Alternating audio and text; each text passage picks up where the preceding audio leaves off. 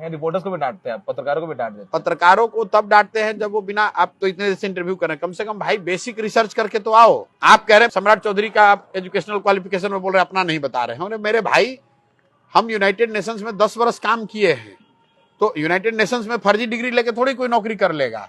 और सम्राट चौधरी के एजुकेशनल क्वालिफिकेशन से अगर आप मेरी तुलना कर रहे हैं तो आप धन्य हैं प्रभु, आपकी पत्रकारिता का और आपकी विद्वता को नमस्कार करता हूं।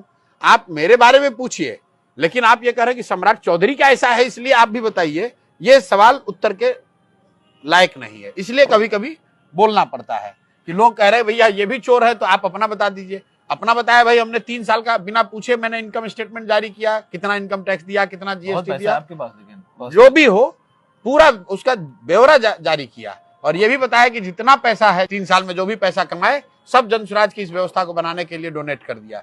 इसके बावजूद आप मेरी तुलना कर रहे हैं ऐसे लोगों से जो बिहार को गिद्ध की तरह नोच रहे हैं।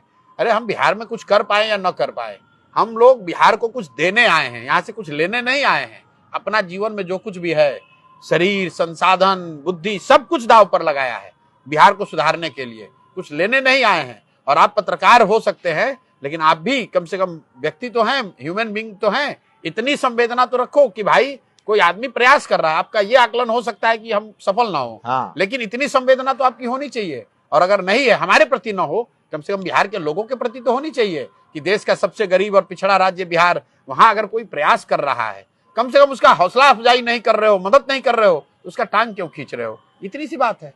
स्कूल का बस्ता छाप पर बटन दबाएं, जन स्वराज को विजयी बनाएं।